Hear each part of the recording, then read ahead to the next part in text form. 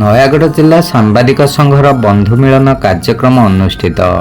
ଖଣ୍ଡପଡ଼ା ସହରାଞ୍ଚଳ ଅଧୀନ ମା ଉମାଦେବୀଙ୍କ ପୀଠ ପରିସରରେ ନୟାଗଡ଼ ଜିଲ୍ଲା ସାମ୍ବାଦିକ ସଂଘ ପକ୍ଷରୁ ଇଂରାଜୀ ନବବର୍ଷ 2026 ଉପଲକ୍ଷେ ଏକ ବନ୍ଧୁ ମିଳନ କାର୍ଯ୍ୟକ୍ରମ ଅନୁଷ୍ଠିତ ହୋଇଯାଇଛି। ଆଜି ପୂର୍ବାହ୍ନରେ ଜିଲ୍ଲା ସାମ୍ବାଦିକ ସଂଘ ସଭାପତି ପ୍ରମୋଦ ପଟ୍ଟନାୟକଙ୍କ ଅଧ୍ୟକ୍ଷତାରେ ଆୟୋଜିତ କାର୍ଯ୍ୟକ୍ରମରେ ଜିଲ୍ଲାର ଶତାଧିକ ସାମ୍ବାଦିକ ସାମିଲ ହୋଇଥିଲେ।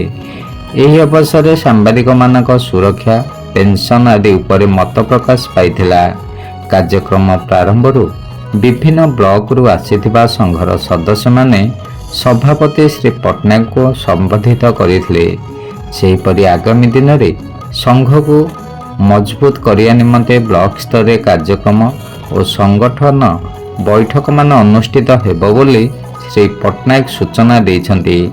କାର୍ଯ୍ୟକ୍ରମରେ ଅନ୍ୟମାନଙ୍କ ମଧ୍ୟରେ ବରିଷ୍ଠ ସଦସ୍ୟ ବିନାୟକ ମିଶ୍ର, ରାମେଶ୍ୱର ଶତପଥୀ, ପ୍ରଭାକର ଶିରୋମଣି, ଲୋକନାଥ ମିଶ୍ର, ସୁବାସ ମହାପାତ୍ର, ପୁରୁଷୋତ୍ତମ ମହାପାତ୍ର, ଭବାନୀ ସିଂ ସାମନ୍ତ, ସୁନୀଲ କୁମାର ସାହୁ, ଆଦର୍ଶ ପଟ୍ଟନାୟକ, ଦୀପକ କର, ସୁନୀଲ ପଟ୍ଟନାୟକ, ସୁକାନ୍ତ ପଟ୍ଟନାୟକ, ଦିଲ୍ଲୀପ ନନ୍ଦ, ପ୍ରଭାସିନୀ ନନ୍ଦ ପ୍ରମୁଖ ସଦସ୍ୟଙ୍କ ସମେତ ନୟାଗଡ଼, ଓଡ଼ଗାଁ, ରଣପୁର, ଦଶପଲ୍ଲା, ନୂଆଗାଁ, ଗଣିଆ, ଭାପୁର, କଣ୍ଟିଲୋ ଏବଂ ଖଣ୍ଡପଡ଼ାର 150ରୁ ଉର୍ଦ୍ଧ୍ୱ ସାମ୍ବାଦିକ ସାମିଲ ହୋଇଥିଲେ।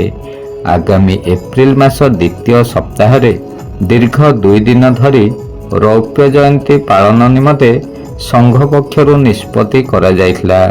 ଶିବନାରାୟଣ ଦାସଙ୍କ ରିପୋର୍ଟ, ଖଣ୍ଡପଡ଼ା ବାର୍ତ୍ତା। ବର୍ଷ ପାଇଁ ବନ୍ଧୁଗଣ କାର୍ଯ୍ୟକ୍ରମ ଆଜି କୌଣସି ସଭା ନାହିଁ, ସମିତି ନାହିଁ, ପ୍ରସ୍ତାବ ନାହିଁ, ଭାଷଣ ନାହିଁ, କିଛି ଆମେ ରଖିନଥିଲୁ। ଆଜି 3ଟି ପର୍ଯ୍ୟାୟର ସଭା। ପ୍ରଥମ ପର୍ଯ୍ୟାୟ ପ୍ରଭୁ ଜଗନ୍ନାଥ ଆମେ ପ୍ରଦୀପ ପ୍ରଜ୍ୱଳନକୁ ଉଦ୍ଘାଟନ କଲୁ। ଦ୍ୱିତୀୟ ପର୍ଯ୍ୟାୟରେ ଭୋଜନ ବ୍ୟବସ୍ଥା ଯେଉଁ ବନ୍ଧୁମିଳନ ତା ସିଏ କରାଗଲା ଏବଂ ତୃତୀୟରେ ଯେଉଁ ଆମେ ଉପହାର ଆଣିଥିଲୁ ନୂଆବର୍ଷ ପାଇଁ ଗୋଟେ ବ୍ୟାଗ୍ ସମସ୍ତେ ପ୍ରଦାନ କଲୁ ଏବଂ ପ୍ରସ୍ତାବ ରଖିଲୁ। ଆଜି ସର୍ବସମ୍ମତି ପାଇଁ ପ୍ରସ୍ତାବ ପାରିତ ହେଲା ଯେ ଏପ୍ରିଲ ମାସରେ ସଂଘର ନୟାଗଡ଼ ଜିଲ୍ଲା ସାମ୍ବାଦିକ ସଂଘର ସୁବର୍ଣ୍ଣ ସିଲଭର ରୌପ୍ୟ ଜୟନ୍ତୀ ଉତ୍ସବ ପାଳନ କରାଯିବ। ସେଥିପାଇଁ ଯେଉଁ ସାମ୍ବାଦିକ ବନ୍ଧୁମାନେ ବିଭିନ୍ନ ବ୍ଲକରେ ଅଛନ୍ତି ସେ କୋଡ଼ିନେଟରମାନଙ୍କୁ ତାଙ୍କ ଗୋଟେ ଟି ସାର୍ଟ ଦିଆଯିବ। ସେ ଟି ସାର୍ଟର ସାଇଜ୍ ବି ଦେବେ 40 କିମ୍ବା 42 କିମ୍ବା 44 ସେ ସାଇଜ୍ ଅନୁସାରେ ଆମେ କଲିକତାରୁ ସେ ବ୍ୟାଗ୍ ପ୍ରିଣ୍ଟ କରିକି ଆଣିବୁ। ଆଜି କାର୍ଯ୍ୟକ୍ରମ ଏତିକି, କେବଳ ବନ୍ଧୁମିଳନ ଏବଂ ସଂଘକୁ ସକ୍ରିୟ କରିବା ପାଇଁ, ମଜବୁତ କରିବା ପାଇଁ, ଗୋଟିଏ ଡୋରେ ବାନ୍ଧିକି ରଖିବା ପାଇଁ ଆଜିର ଉଦ୍ୟମ।